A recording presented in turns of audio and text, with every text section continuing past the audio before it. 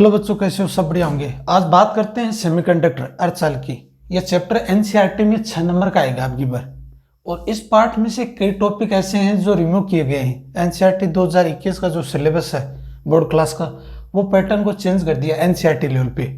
जो ये चैप्टर बहुत बड़ा था, तो ये चैप्टर में से कुछ टॉपिक्स हैं, जैसे ट्रांजिस्टर है, ट्रांजिस्टर के टाइप्स हैं, उन्होंने चैप्टरों को रिमूव कर दिया है। अब आपको क्या पढ़ना है? सबसे पहले अपन बात करते हैं चालकता के आधार पर ठोसों का वर्गीकरण। इसको देखते हैं। तो सबसे पहले टॉपिक के बारे में बात करते हैं, अर्धचालकी सेमीकंडक्टर होता क्या? अर्धचालक का मतलब होता है कि कोई भी चालक वो अपना प्रभाव आधा दे सकता है। आधा का मतलब हाफ, आधा का मतलब होता है आधा। चालक का मतलब जब कोई मटेरियल्स हो या कोई भी पदार्थ हो जिनमें से क्या है, इलेक्ट्रॉन का गमन हो सकता है, जिनमें चालकता प्रवाहित हो सकती है, जिनमें से धारा प्रवाहित हो सकती है, उसको बोलते हैं चालकता। इनके कुछ उदाहरण भी यूज करते हैं, जैसे सिलिकॉन और जर्मेनियम। एक ऐसी दो धातुएं होती हैं जो अर्धचालक की तरह काम करती हैं। जैसे सोना है, चांदी है, तांबा है, ये प्योर धातुएं होती हैं जिनमें से इलेक्ट्रॉन का आसानी से गमन होता है। बट अर्धचालकी वो धातु होती हैं जिनका प्रभाव पूर्ण चालकता नहीं होता है और पूर्ण कुचालक नहीं होता है। इन दोनों के मध्य की स्थिति होती है, उसको बोलते हैं अर्धचालकी। अपन बात करते हैं चालकता के आधार पर ठोसों का वर्गीकरण। तो ये 3 प्रकार से होते हैं बच्चों, ध्यान से देखिए। एक तो होता है चालकता के आधार पर,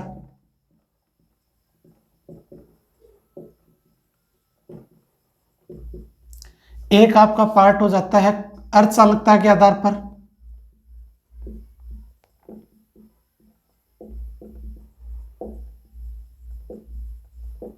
एक पार्ट आपका हो जाता है कुचालक के आधार पर।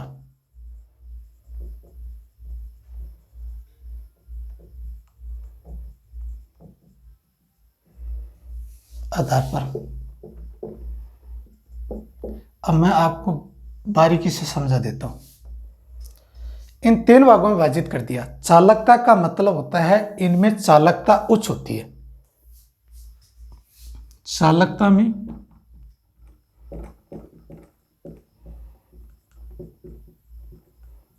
चालकता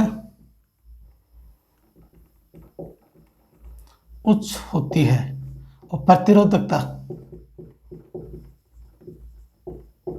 निम्न होती है। अब चालकता को बच्चों सिग्मा से व्यक्त करते हैं। तो अब ध्यान से देखिए, विशिष्ट प्रतिरोध होता है ना, विशिष्ट प्रतिरोध, उसी को बोलते हैं चालकता। तो ये जो चालकत्व है, अब आप इसका जो मान ज्ञात करते हो चालकत्व का, ध्यान से देखते हैं कि ये जो रो है ना, इसके व्युत्क्रमानुपाती होता है। तो चालकत्व को ज्ञात करने के लिए क्या करते हैं, सिग्मा बराबर 1/रो। अब रो का जो मान देखा आपने, वो क्या था, 1/ओम इंटू मीटर था। अब ये ऊपर चले जाएंगे तो ये चालकता का जो मात्रक है वो ओम इनवर्स मीटर इनवर्स, यह मात्रक हो जाएगा। अब इसका मान देखिए, ध्यान से देखिए क्या है। एक तो आपको ज्ञात करना प्रतिरोधकता, एक ज्ञात करना चालकत्व है। चालकत्व प्रतिरोधकता एक दूसरे के व्युत्क्रमानुपाती होता है। तो इसका मतलब ये हो गया कि चालकत्व अधिक होने के लिए प्रतिरोधकता का मान या विशिष्ट प्रतिरोध कम होना चाहिए, और विशिष्ट प्रतिरोध या प्रतिरोधकत्व का मान ज्यादा है तो चालकता उस पदार्थ की कम होती है। तो इसकी चालकता का जो मान है वो आएगा 10⁻2 से लेकर 10⁸8 रेंज तक होती है। और ये क्या होती है, ओम इनवर्स मीटर इनवर्स। और प्रतिरोधकता का जो मान है वो बच्चों यही हो जाता है 10⁻2 से लेकर 10⁻8 ओम इंटू मीटर। ये इसकी रेंज होती है। इतनी रेंज तक इसकी चालकता होती है, इतनी रेंज तक इसका विशिष्ट प्रतिरोधकता होती है। ये आपको फर्स्ट पार्ट में डिफाइन करना है। इसका मतलब ये हो गया कि चालकता में चालकता का मान ज्यादा होता है, धनात्मक में होता है। 10⁻2 का मतलब होगा 100 से लेकर 10⁸8 ओम इनवर्स मीटर इनवर्स तक की रेंज होती है। और इसमें सबसे बड़ा पार्ट होता है चालकता उच्च होती है, प्रतिरोधकता निम्न होता है। और प्रतिरोधकता का मान होता है 10⁻2 से लेकर 10⁻8 ओम मीटर। ओम मीटर इसका मात्रक है विशिष्ट प्रतिरोध का। अब बात करते हैं अर्धचालक।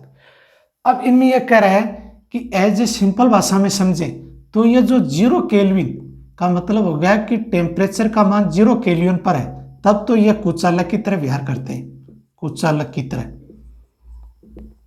और थोड़ा सा ही टेम्परेचर अगर बढ़ा देते हैं T ग्रेटर देन 0 केल्विन, तो ये क्या करते हैं, अर्धचालक। कुचालक से थोड़ा कम, चालकता से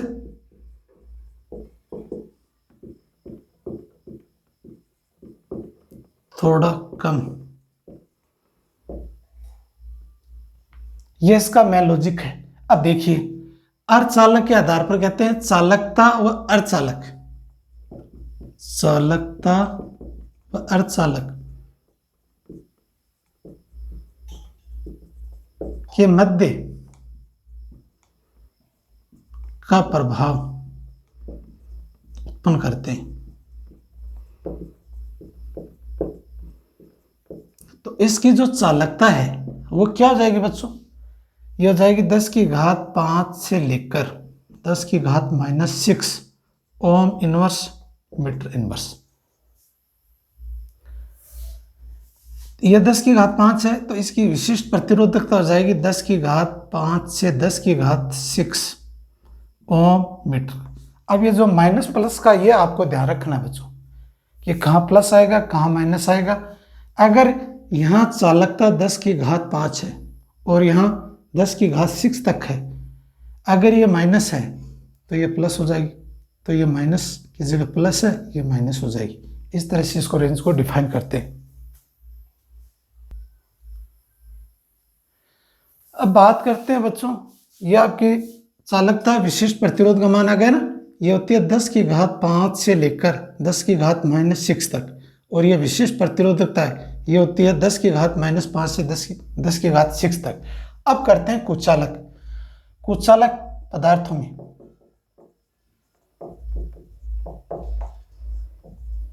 चालकता निम्न होती है, वह विशिष्ट प्रतिरोध है।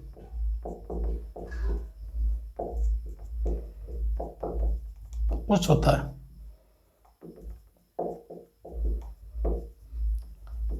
उसे कुचालक पदार्थ कहते हैं।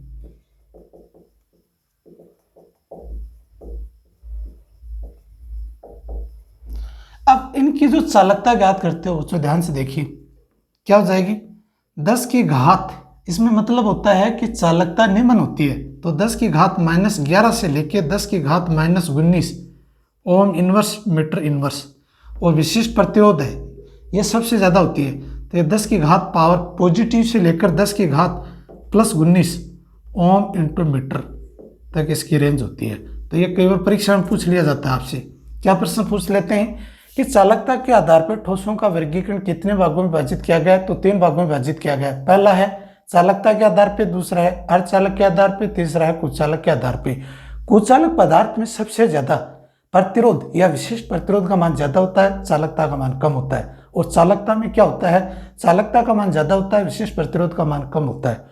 और अर्धचालक में क्या होता है कि चालकता व कुचालकता के मध्य की पोजीशन रहती है। अगर जैसे ही 0 टेम्परेचर पर है तो वो कुचालक की तरह व्यवहार करती है, जैसे ही आपने टेम्परेचर को बढ़ा दिया तो वो कुचालक से अर्धचालक की तरह, मतलब चालक की तरह बिहेवियर करेगी, पर जितना चालक का गुण है उतने गुण मौजूद नहीं होंगे, उससे कम गुण मौजूद होंगे, उसी का नाम होता है अर्धचालकता के आधार पे।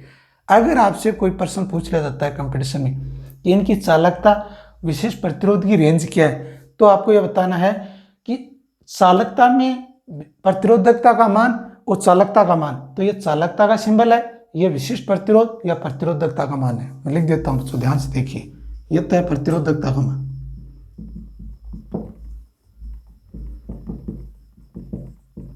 और यह चालकता का मान। मैं लिख देता हूं कि यह तो है चालकता और यह है प्रतिरोधकता या विशेष प्रतिरोध। बस ये याद रखना। यह आपका अर्धचालक है, यह 10 की घात 5 से लेकर 10 की घात -6 है, यह इनके मात्रक हैं। यह इनकी विशिष्ट प्रतिरोध है 10 की घात -5 से लेकर 10 की घात 6। यह आपका कुचालक के आधार पर विशिष्ट प्रतिरोध और चालकता, तो यह 10 की घात -11 से लेकर 10 की घात -19 ओम इनवर्स मीटर इनवर्स, और विशिष्ट प्रतिरोध है वह 10 की घात 11 से लेकर 10 की घात 19 ओम मीटर होता है। यह आपका चालकता के आधार पर ठोसों का वर्गीकरण है। आगे नेक्स्ट टॉपिक बढ़ते हैं, इतने में ये रिवीजन कीजिए बच्चों।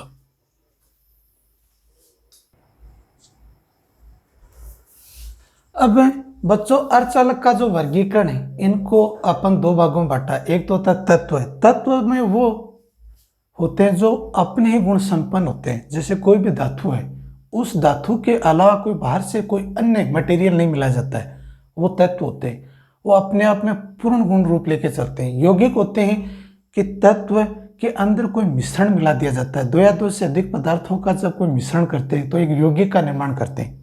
जैसे एग्जाम्पल के तौर पे समझते हैं कि NaCl ये एक यौगिक है। इनमें अगर दो भागों में तोड़ेंगे तो NaCl ये एक तत्व हो जाएंगे। जब दो तत्व आपस में मिलकर एक यौगिक का निर्माण करते हैं वो यौगिक हो जाते हैं। और तत्व होते हैं सिंपल, एक अपने आप में परफेक्ट कोई भी तत्व है जो दूसरे तत्व का कोई मिश्रण ना हो उसको बोलते हैं तत्व। अब नाम से पता चल रहा है अर्धचालक। अर्धचालक का मतलब होता है, अर्धचालक का मतलब होता है चालकता का मान कुचालक व चालकता के मध्य हो। तो इसमें ये जो Si और जर्मेनियम, Si का तो होता है सिलिकॉन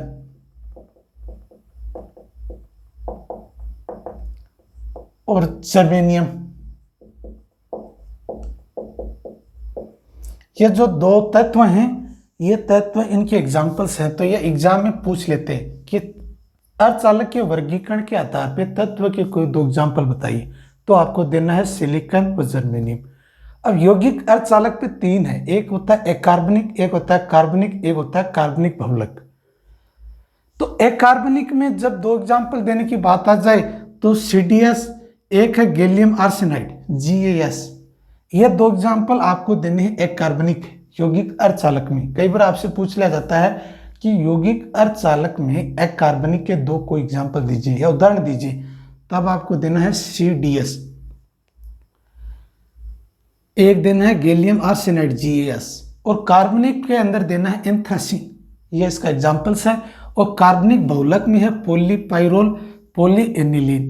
ये एग्जाम्पल्स ऐसे होते हैं, इनको आपको याद करने हैं। ये कई बार आपसे परीक्षा पूछ लेते हैं या कोई कंपटीशन पूछ लेते हैं, तो आपको कहना है कि तत्व के अंदर जो एग्जाम्पल है वो जर्मेनियम व सिलिकॉन है। दूसरा है यौगिक अर्धचालक के अंदर जब कार्बनिक में पूछ लेते हैं तो CDS, एक गैलियम आर्सेनाइड, कार्बनिक में पूछ ले एंथ्रासीन, और कार्बनिक बहुलक जब आ जाए तो पॉलीपाइरोल, पॉलीएनिलीन, ये आपको एग्जाम्पल देने। अब बात करते हैं नेक्स्ट टॉपिक पे, इतने में आप ये याद कीजिए।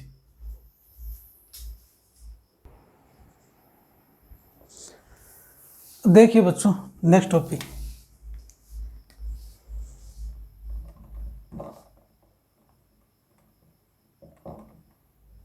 ऊर्जा बैंड के आधार पर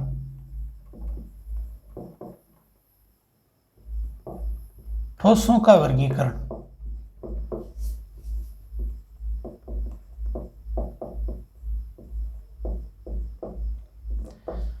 अब अपन बात करते हैं बच्चों ऊर्जा बैंड के आधार पे। तो ये तीन टाइप है।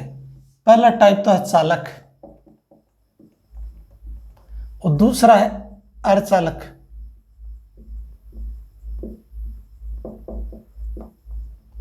तीसरा है कुचालक। अब ऊर्जा बैंड के बारे में जब बात करते हैं तो इनमें दो बैंड ले लेते हैं। पहला जो बैंड है वो तो होता है संयोजी बैंड। ध्यान से देख लेना बच्चों, ये जो होता है ये होता है संयोजी बैंड।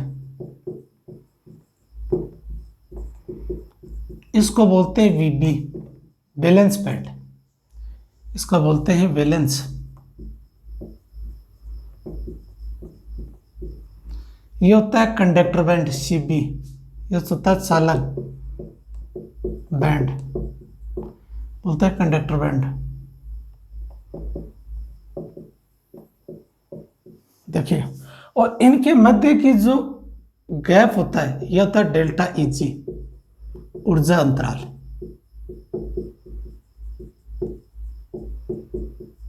तो ध्यान से देखिए कि चालन के अलावा पहले ये देखिए कि दो बैंड होते हैं। एक तो नीचे वाला बैंड होता है वो तो होता है संयोजी बैंड या बैलेंस बैंड। इसके जस्ट ऊपर होता है चालन बैंड, या कंडक्टर बैंड। तो संयोजी बैंड चाहे आप चालक हो, चाहे अर्धचालक हो, चाहे कुचालक हो, ये अपने आप में पूर्ण रूप से यहाँ इलेक्ट्रॉन फिल होते हैं।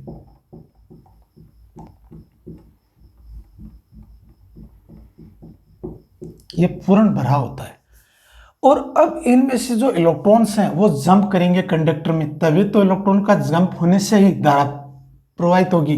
अब आप क्या कह रहे हैं कि ये जो पार्ट है आपका कंडक्टर बैंड, ये एक दूसरे से इतना पास पास में होता है कि इनके मध्य की जो रिक्तस्थान है वो इतने कम होते हैं कि इनमें से इलेक्ट्रॉन है वो आसानी से गति कर लेते हैं।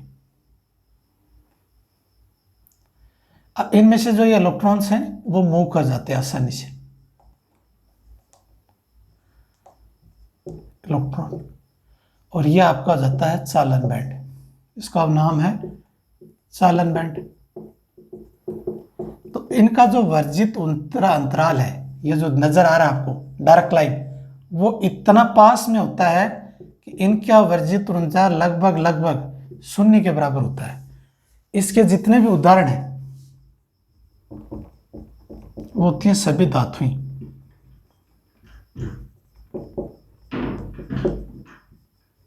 सभी धातुएं। तो इसका जो मुख्य बिंदु है वो ऐसे लिखेंगे, संयोजी बैंड व चालन बैंड के मध्य ऊर्जा अंतराल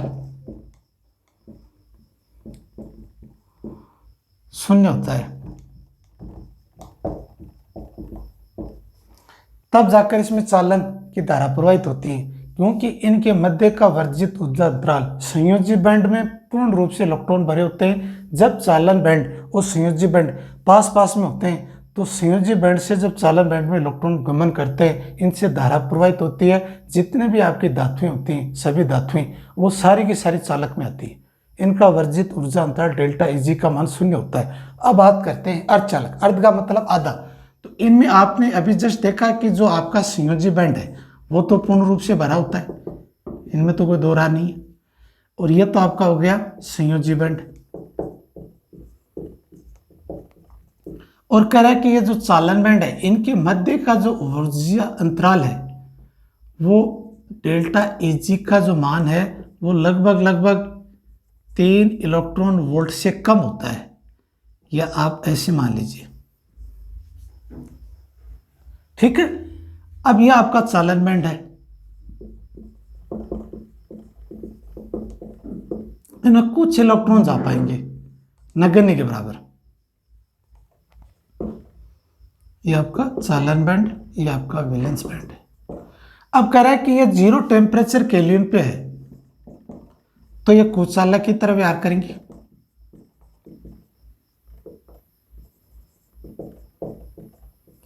और ये टेम्परेचर का मान थोड़ा सा बढ़ जाता है तो अर्धचालक, परंतु चालक से कम। यह इनका टेक्निकल पॉइंट है। इनके जो उदाहरण है, एक तो है सिलिकॉन, एक है जर्मेनियम। तो इसका तो होता है 1.01 इलेक्ट्रॉन वोल्ट, एक होता है 0.7 इलेक्ट्रॉन वोल्ट। ये याद रखना।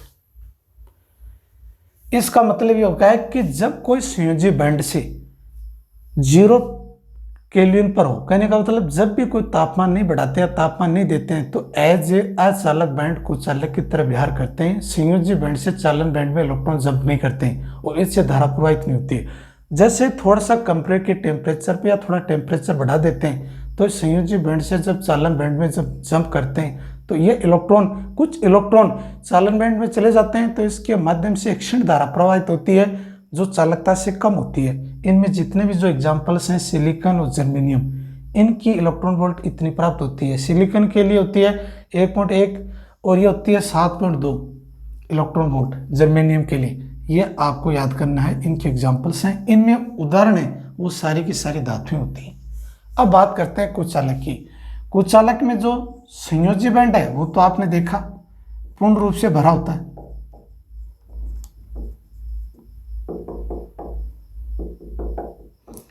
बट आपका जो ये चालन बैंड है,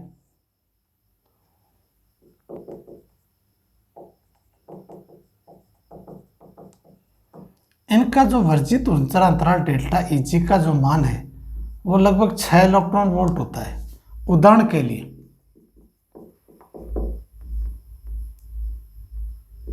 हीरा कठोर होता है, ये कुचालक होता है। इसका मतलब ये हो गया कि इनके मध्य की जो रिक्तस्थान है वो डेल्टा Eg का मान लगभग 6 इलेक्ट्रॉन वोल्ट से भी ज़्यादा होता है।